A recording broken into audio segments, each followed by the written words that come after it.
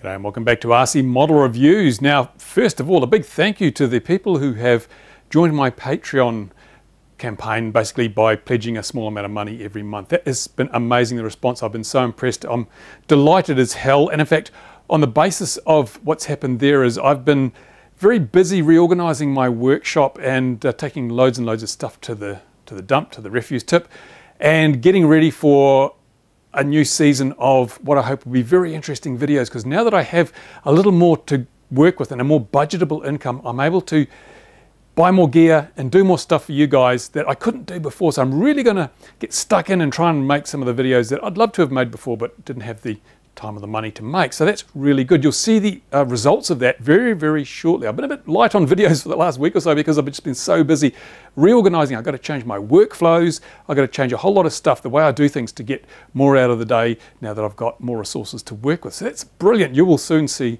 the results of that. In the meantime, as a result of the tidying up, I've got heaps of stuff here sitting in the corner that I'm going to send off to my $50 a month plus Patreon subscribers. And there's a few of them. So if you are one of those people who have committed to $50 a month or more on my Patreon account, then drop me a line just letting me know what kind of stuff you're interested in. Is it FPV gear? Is it motors? Is it mini quads? Is it more generic stuff like receivers? Or what? You just let me know what kind of stuff you might be interested in. Obviously things like models, it's a bit hard to ship from here. The shipping from New Zealand is so damn expensive that I can't really bundle up a 1400mm wingspan model and send it anywhere in the world. So it'll be the smaller stuff, but there's still a bit of value in that stuff. I've got quite a bit of stuff here that I'd love to just send to people. And since you've supported me, I'd love to send it to you.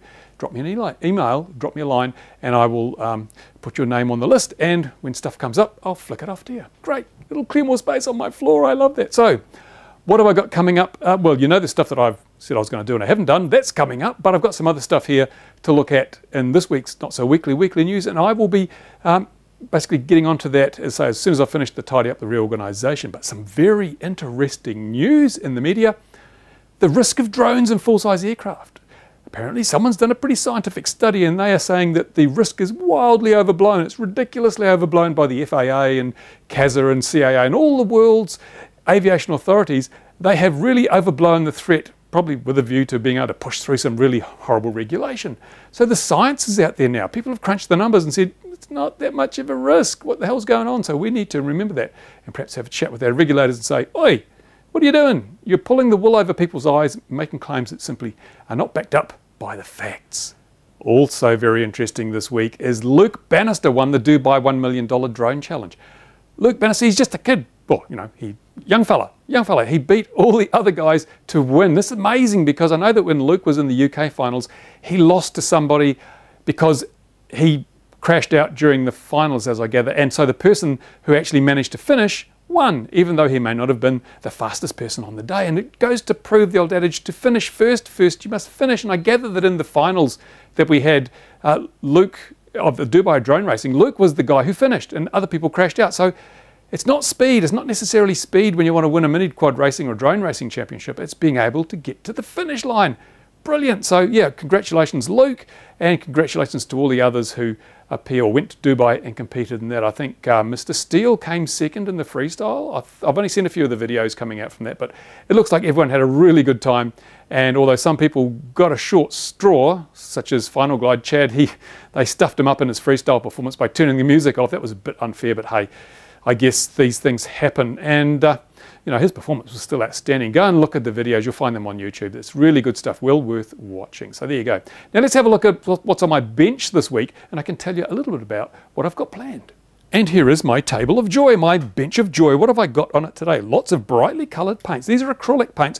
Got these from the local sort of, cheapy store, $3 a tube. That's pretty damn cheap in New Zealand because our dollar is worth at the moment, I think, about 2 cents American.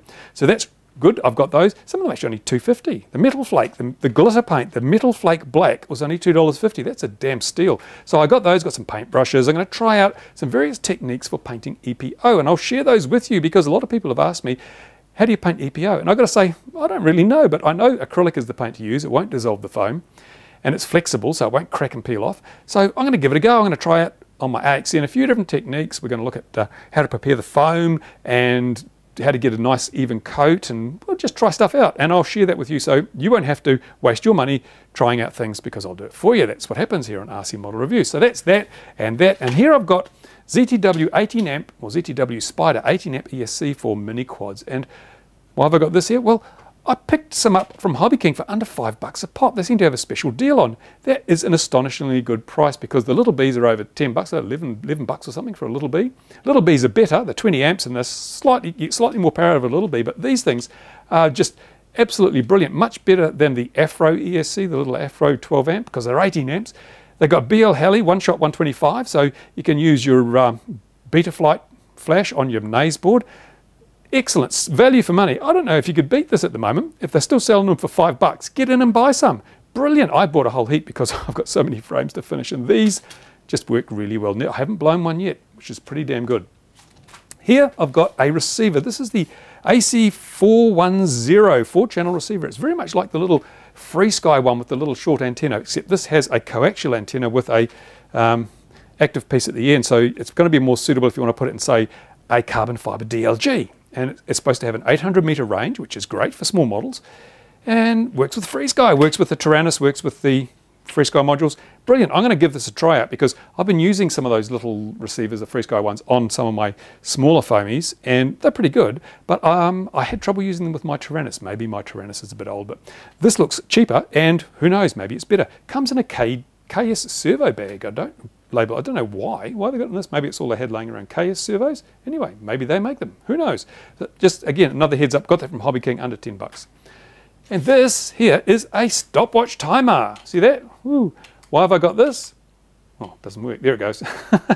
Why have I got this stopwatch timer? Well, the review of the graphene batteries, I've spoken about the way we're going to measure internal resistance. And one thing I needed to factor in was the fact that if I measure the voltage before I apply a load and the voltage after I apply a load, there's going to be a change in that voltage simply because the battery is discharging. As soon as you put a load on, the voltage will drop, not because of the internal resistance, but because the battery is having electricity drawn from it, therefore the output voltage will change. So I need to be able to accurately measure a period of time over which I apply the load to get the internal impedance figure. So I'm going to show you how I do that. And I needed this. I couldn't find one anywhere. Finally found one in the shop, so we can do that measurement. I can finish off the video on those graphene batteries, which I know everybody wants to see.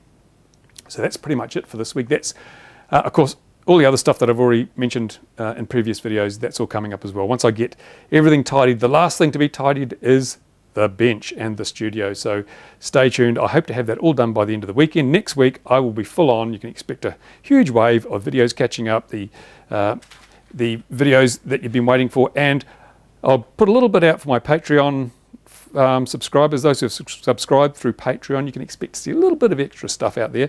It's not a hell of a lot, because I don't think it's fair to give Patreon subscribers all the good stuff and leave the rest of you for everything else. I'm looking after all my subscribers, so Patreon people, you'll get a little bit more, but it'll just, when I get the time to do it, I'll do it. It'll be more of the behind the scenes stuff and the stuff that I wouldn't normally upload to YouTube, but I'll put it up for you guys to see. There you go. That's it. It's time for me now to clear the bench a bit, get back to work.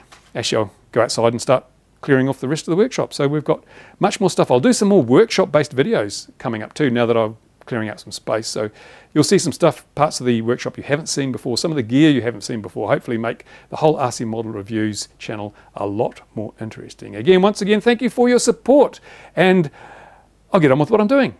Bye for now.